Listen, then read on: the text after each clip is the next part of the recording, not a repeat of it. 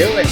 Good, man. So we're just going to hop right into this. We are live here on my Instagram page, but we wanted to do this here to show people live what you're talking about. I think what you have to share is going to be so fascinating. So I'm real excited to share this today, you guys. That is Delaney McGuire. Go check him out, Flow State Coach, here on Instagram.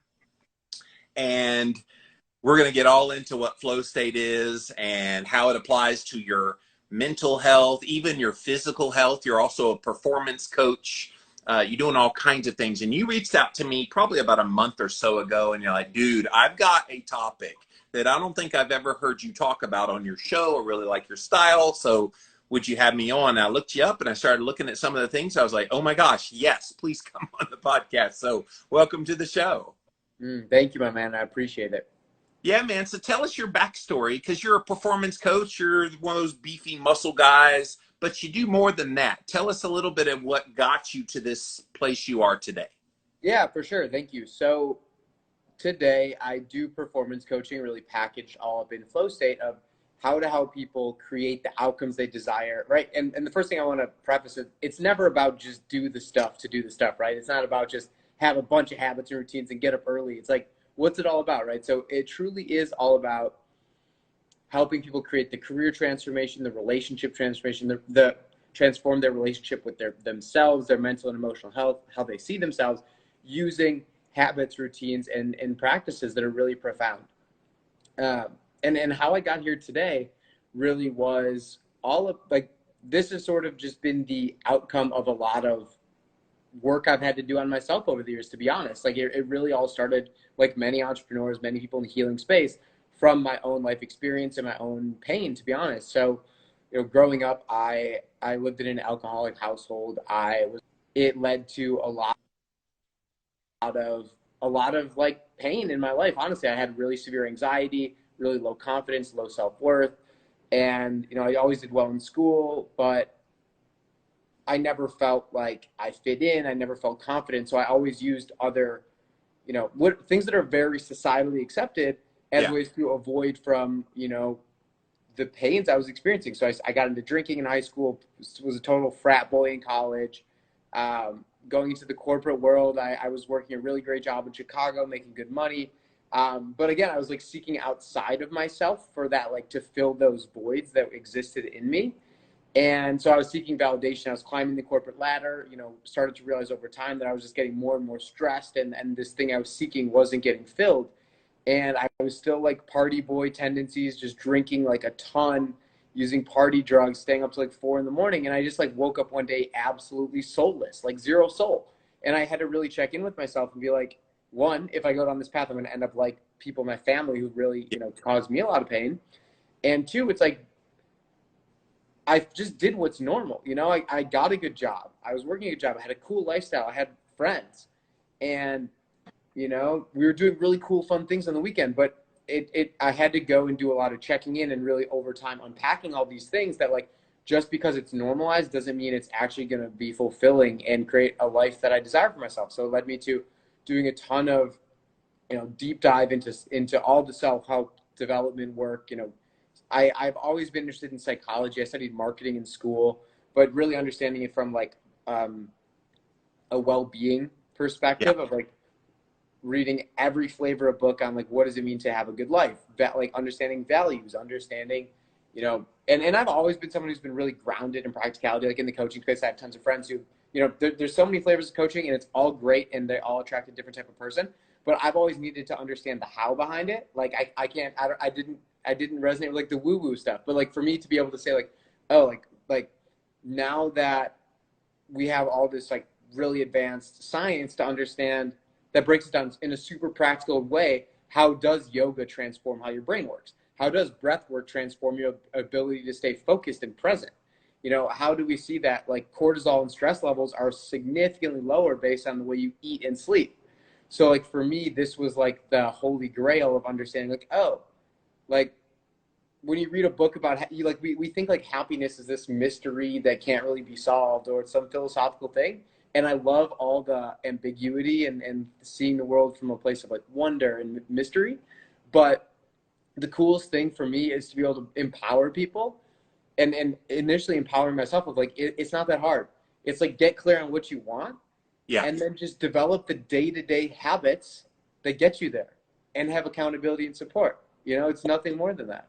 Or things like grounding and sun gazing and cold thermogenesis. I mean, we could go down the list of the things that are widely considered as woo, and yet they're so critical to this whole topic we're talking about here today.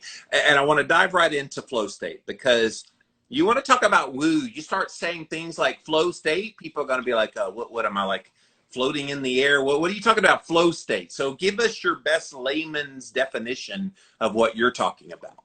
Yeah. So, and that's so interesting that you say that, because at least in my perspective, like my like weird disconnect from flow state when I first heard about it was like, oh, it's this really complex thing that's like impossible to figure out how to be in it. It's like, oh, only like crazy expert people understand flow. And to me, flow is, it's the peak human experience. And that is like a super loaded term. So I'd love to break it down. But for me, what flow is like a state of mind, or of like being, you could say. And again, I know it's esoteric, but we'll break it down and make it very digestible. It's just like, it's almost like, how do you, like,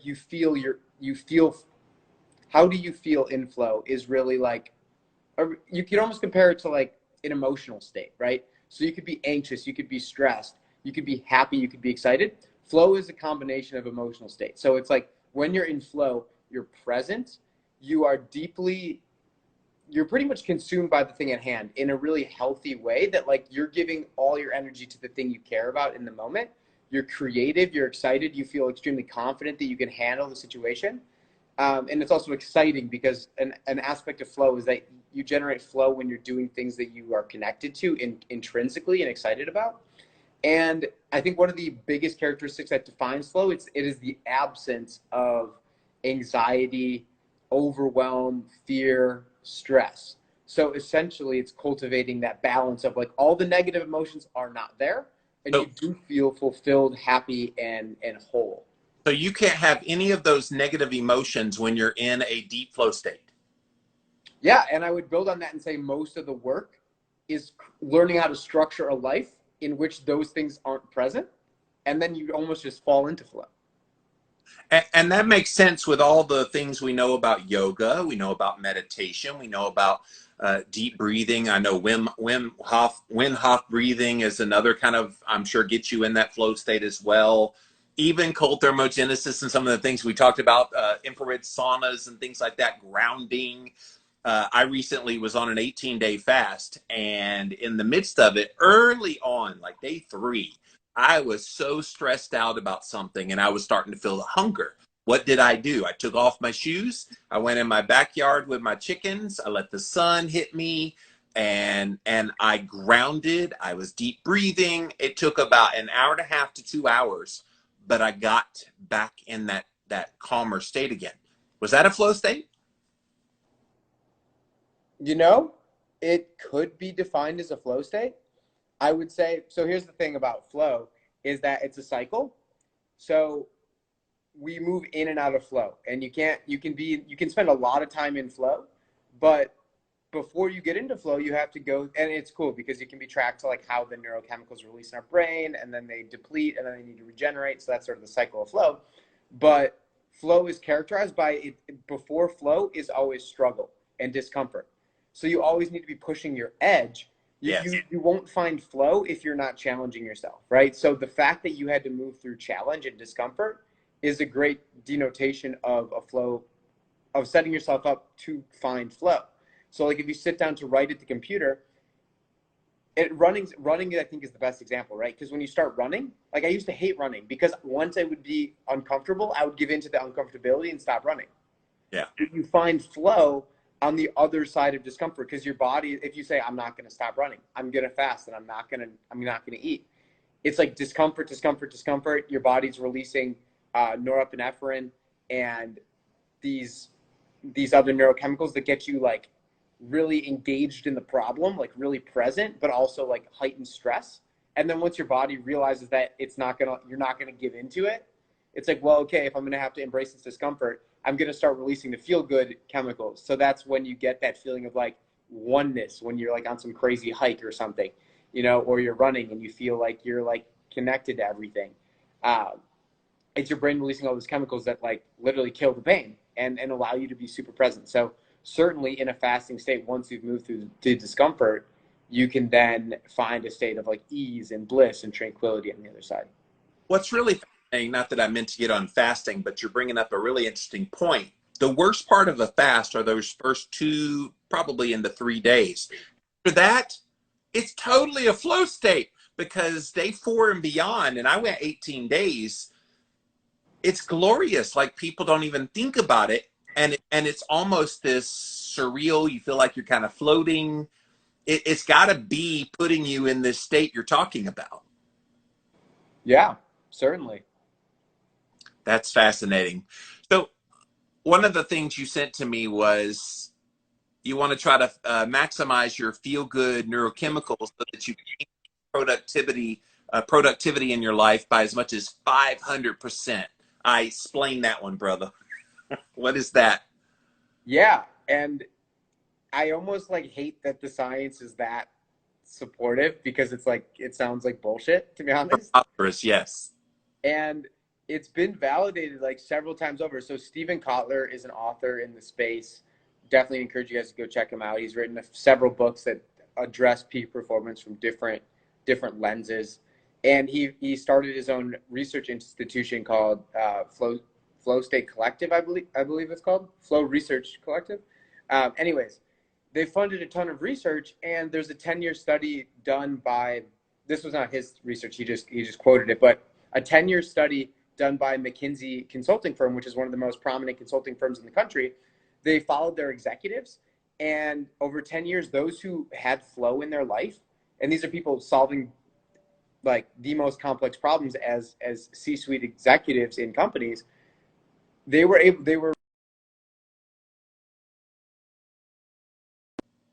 Uh-oh, he's frozen.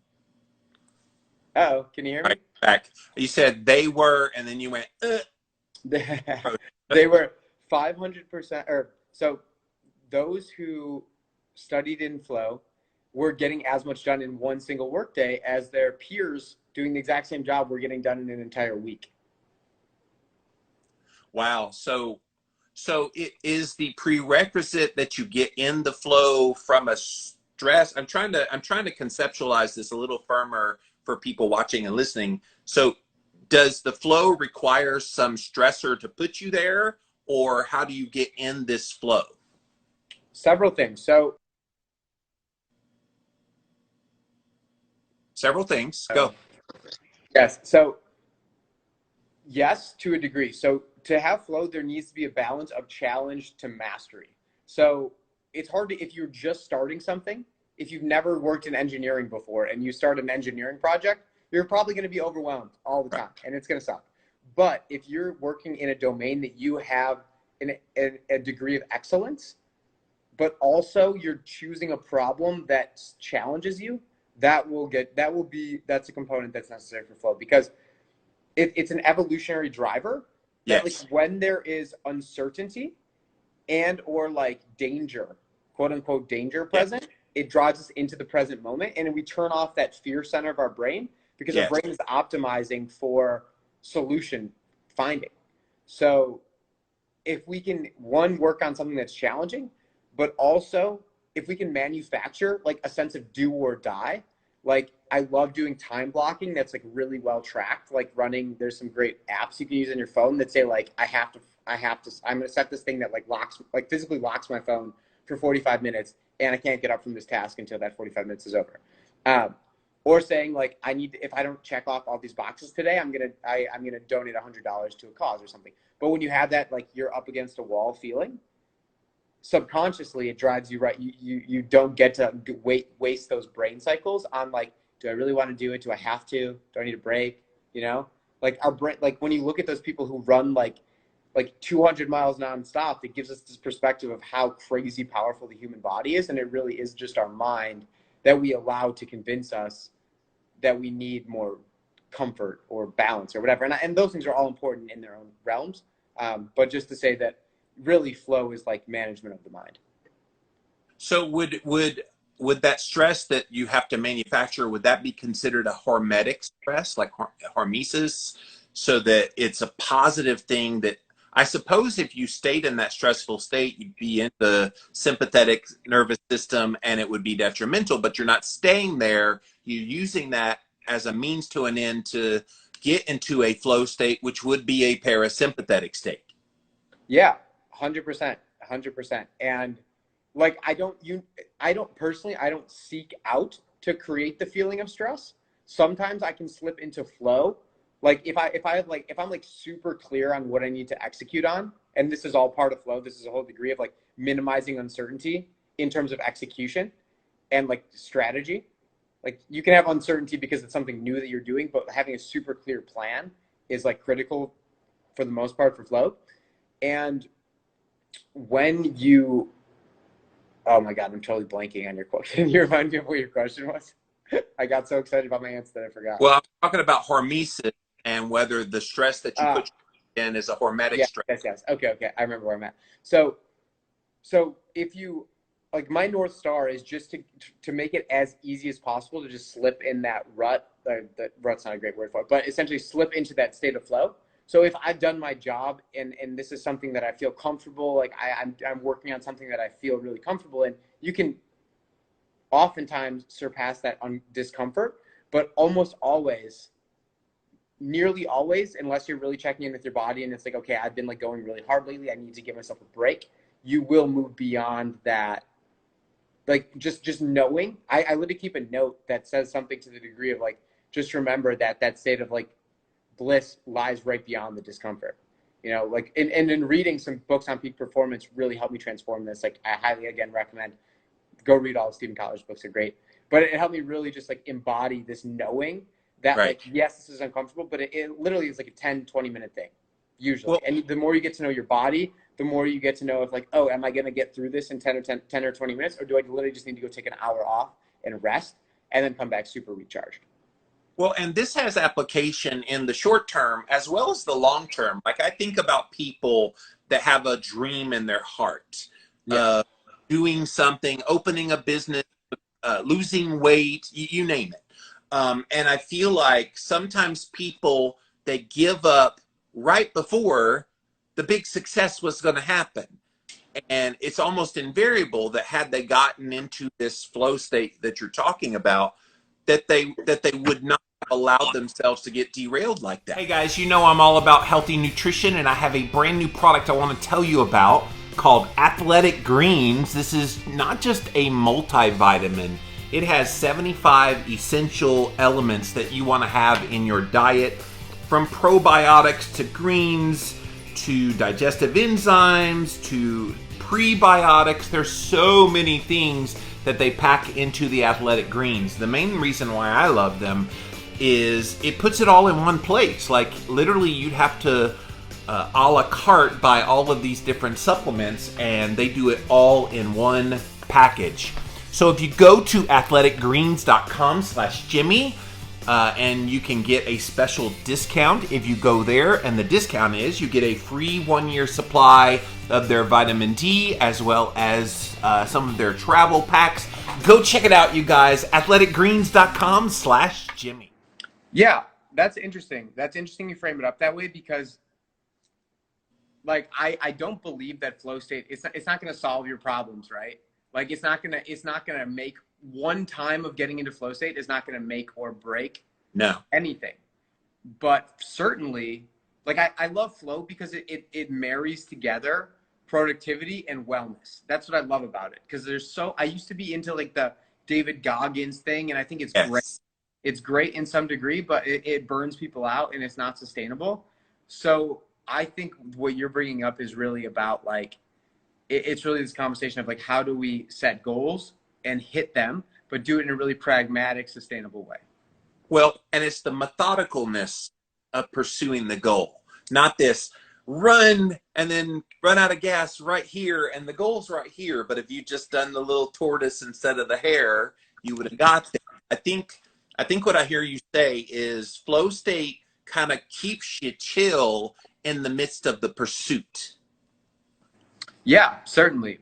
Certainly. And I came to find and really connect with this work because like anxiety was something I was super predisposed to. So like for me, I lived in fight or flight most of my life, living in a really unsettled household that was like an emotionally unsafe place. So those triggers still live in me, Yeah. and it's really easy for me to get like triggered by my environment. So like again, like all this stuff is super practical. Like what is practicing flow state? It's just adopting daily practices that essentially ground you, right? Like journaling, meditating, yoga, whatever the things are that you resonate with. Like for me, it's just making sure I have those intentionally slotted into my day. And also I'm present to just check in with myself. Like, okay, I did an hour work sprint. Check in with myself. I'm giving myself 20 minutes to rest until my next one. What does my body need right now? Does it need a walk around the block? Does it need some stretching? Does it need me to just like lay down and listen to some binaural beats? You know? And it's just like that practice for me is what prevents burnout because you're keeping your cup full. So is it intuitive to get into this, or do you kind of have to structure it for a while until it becomes a habit? They always talk about, I know Stephen Covey always talks about 21 days to change a habit. Is that what it is? You need to structure it for a bit of time, then it just becomes a part of who you are? Yeah, certainly. Like your ability to get into flow is a muscle like anything else, you know. But it's a complex problem that you're solving for. But the more and more that you solve for it, the more and more you get to know yourself, and the more easy it will be to happen, right? So it's so multifaceted because it goes to like, do you have a consistent routine that you're getting into? It is like all these. So like you have your structure, your frame. Like, am I learning to get up at the same times? Am I going to bed at the same times? Am I eating meals at similar times? So we have, again, like less uncertainty, more like the more and more. I love freedom and flexibility and adventure and all that, but I firmly believe that there's a place for like we optimize our energy when the brain has less conscious decisions to make every day. So the more that we can automate the things that don't Yes. necessarily make or break our life, like flow is going to be so much easier when we like, because like, again, over time, these practices like that we're bringing up, yoga, meditation, breath work, if these are new to you, they're going to be hard and they're going to require energy. So you may even start feeling overwhelmed. And again, this is like exactly to that point you made about people giving up. Keep persisting. Like if you're like, oh no, this is leaving me more stressed because I'm having to get up and meditate and do breath work and I'm going into work feeling stressed. Well, your body is learning how to do these things. So again, it's like you don't have to be perfect off the bat. Like I think 1% better a day is all we're shooting for. But over time being like, yeah, now I wake up and I literally can't not do all my practices because I just know how good I feel and now they're automatic. So over time, certainly you become the thing.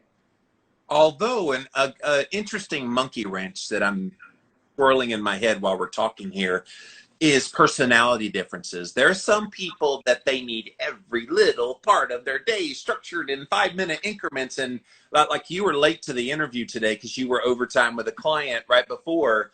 And so it kind of threw me off because my schedule is pretty tight as well. Sure. But I'm schedule tight per se. I'm more of the kind of loosey goosey, go with the flow. I know what needs to get done and I don't put that pressure of time restraints on myself, but I'm still very good at what I do. Like, how do you reconcile those differences of like personality with getting people into this flow state? Yeah. And again, like great point you're bringing up.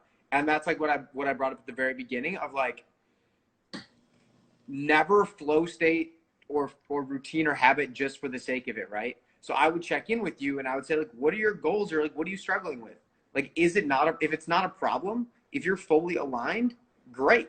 But if you say, oh yeah, like I like to be more free flowy, but you're stressed and you're not producing, I would challenge you. And I would say like, well, Right. just because you're not that guy, maybe that's a belief we need to look at and try out a more structured approach. Yes. Although I will say some people that are that real strict in their schedule type, they're frustrated by people like me who are more loosey goosey because they're like, you should be this way. And I'm sure as a coach helping your clients with this, it can be a challenge sometimes because you have to figure out which of those personalities they are so that you can best help them and get them into the flow state with their person.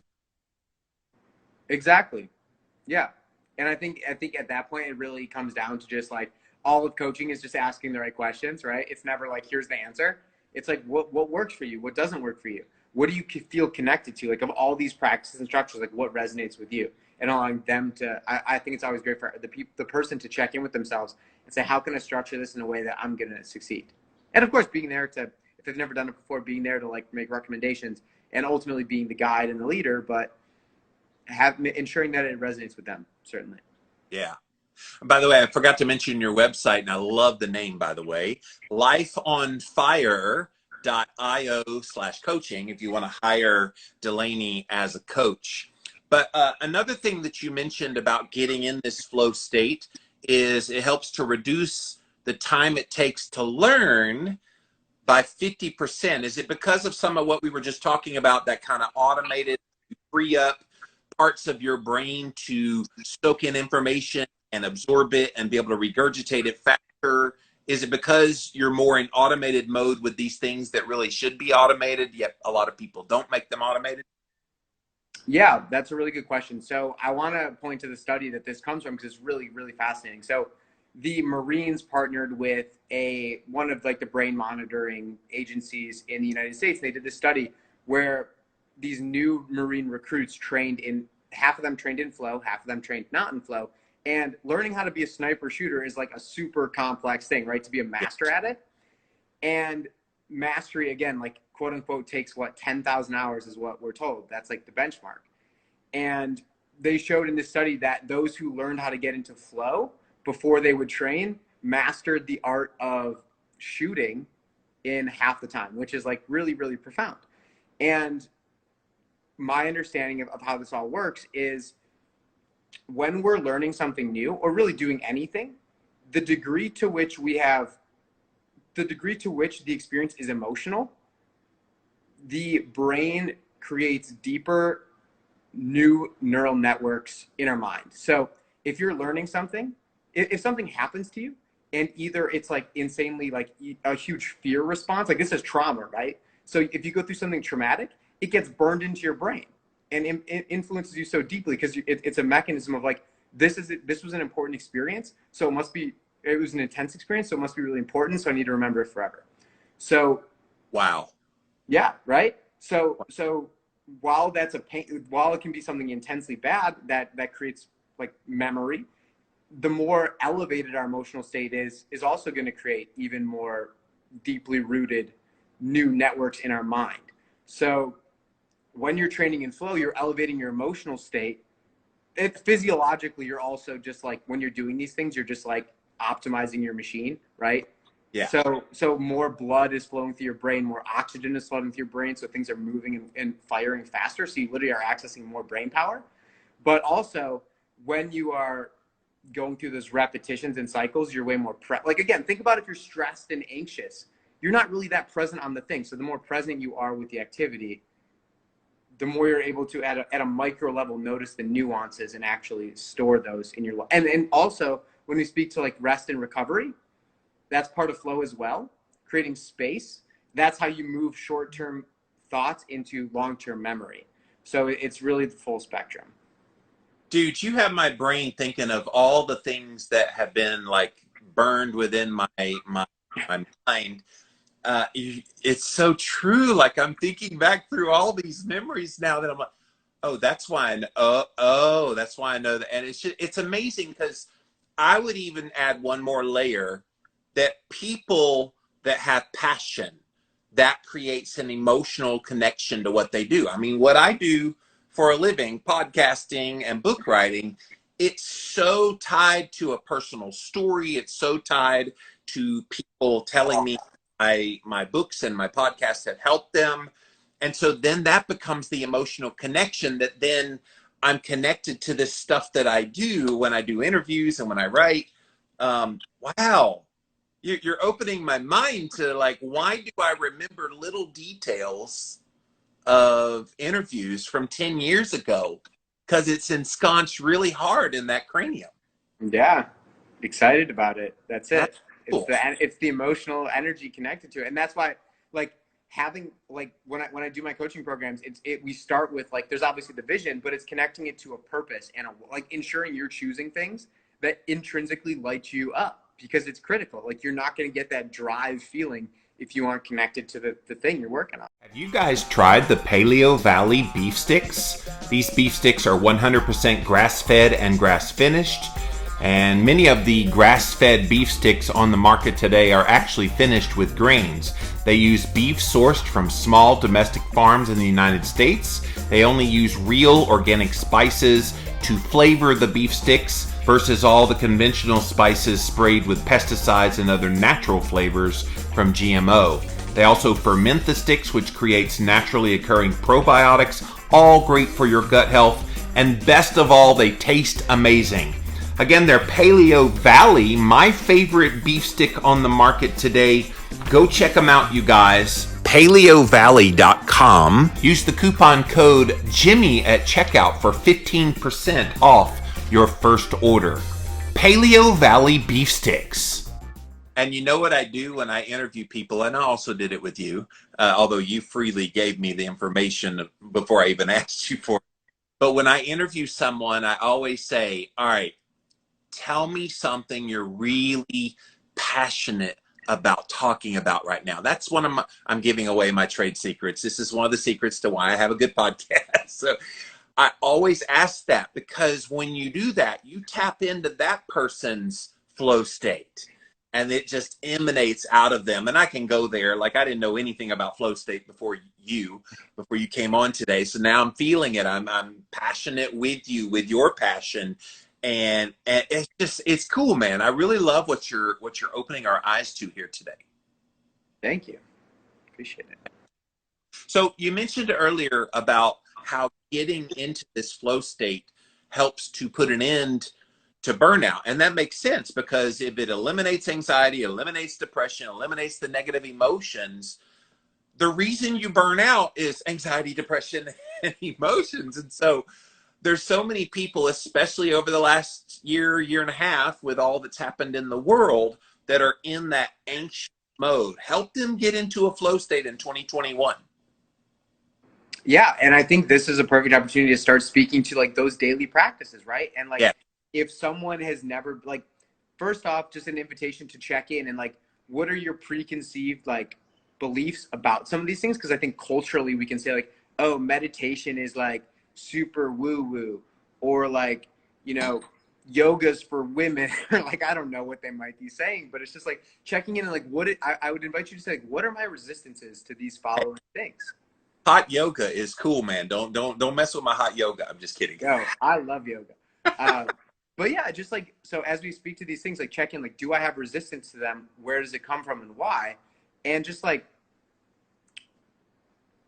just really just giving yourself that opportunity to explore and not seek to be perfect, but over time, just practice these things. But I would say, like, if you would like to experience more flow in your life, here are some things you can do, right? So I think morning routine, super critical. Like, I think at least 1 hour before you have anything to actually do, I would push for 2 or 3 hours.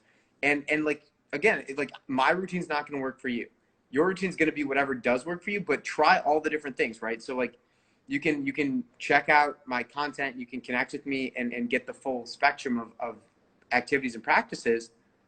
There you go, at Flow State Coach, or lifeonfire.io. But anyways, a list. So my morning routine, it does look like a cold shower.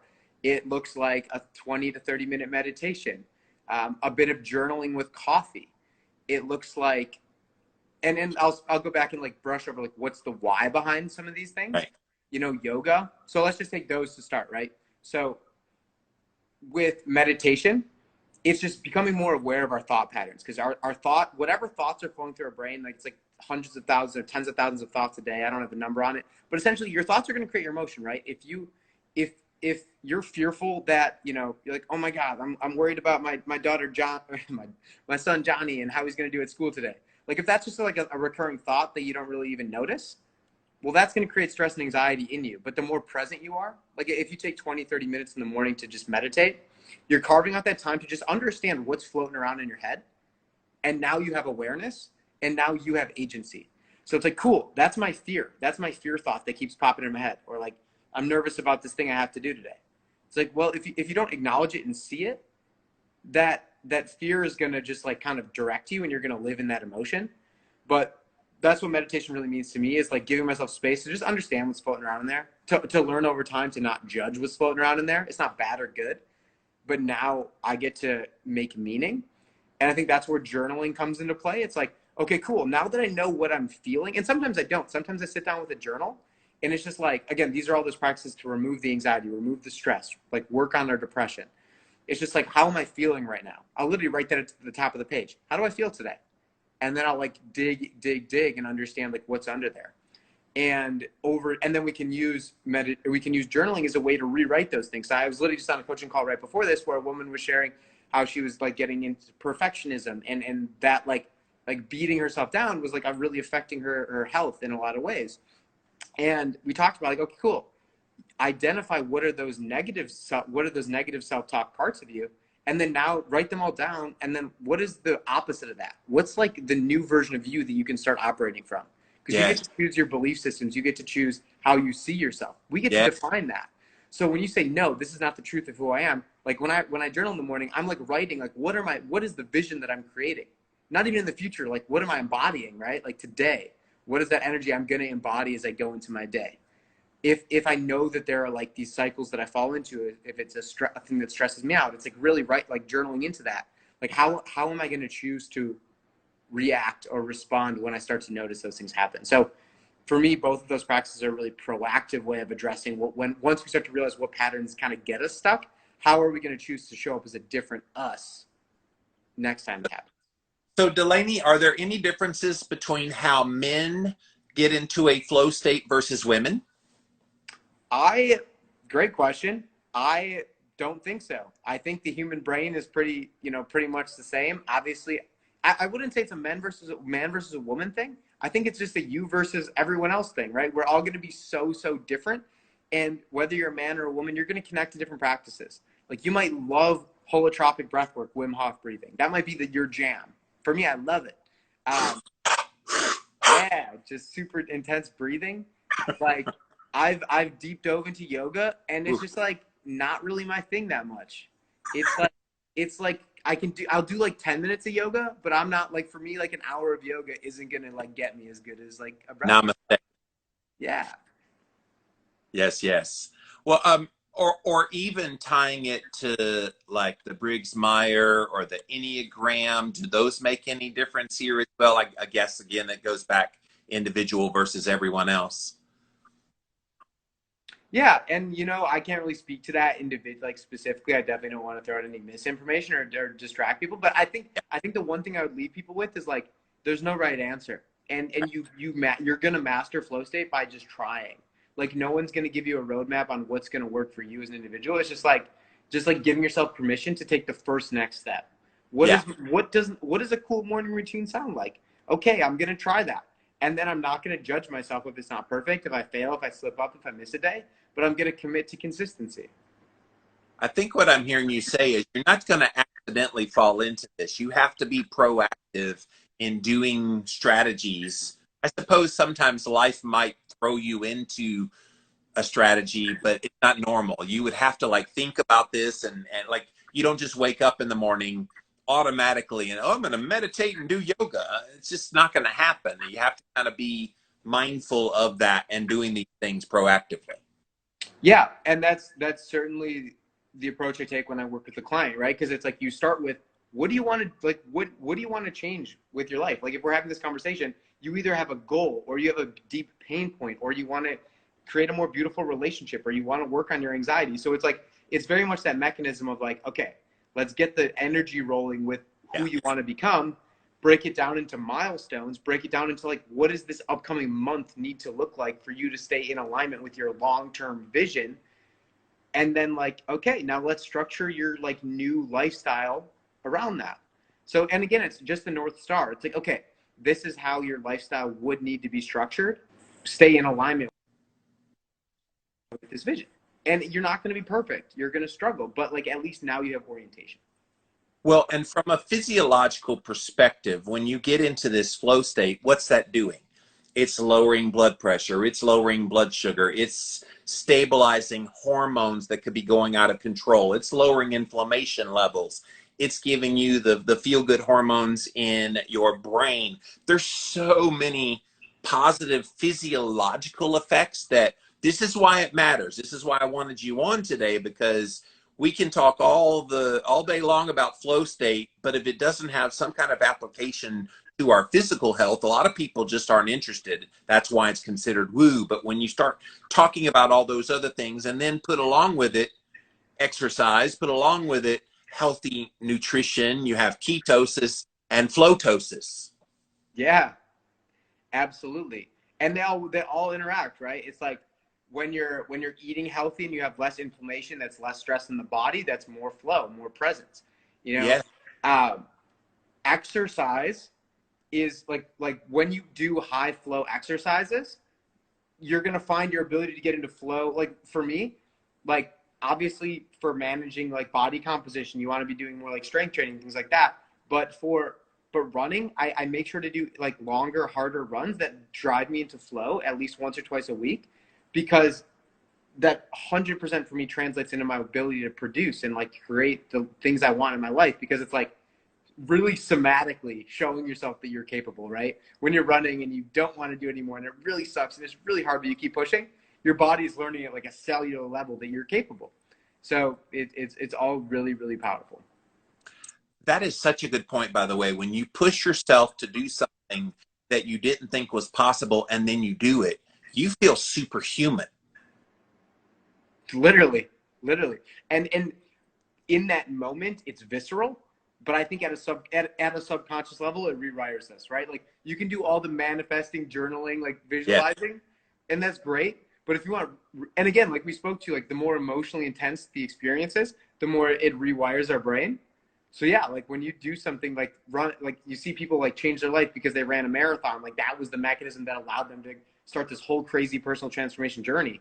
It's because at a deep self-identity level, it's like, no, I know I'm capable. Like I've proven it to myself. I feel it.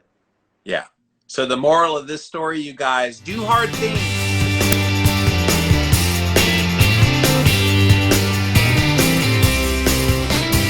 Keto Chow is a customizable shake mix that is also perfect for cooking and baking, giving you simple, nutritionally perfect meal options.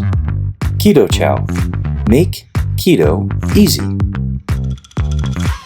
Discover your favorite flavor at jimmylovesketochow.com.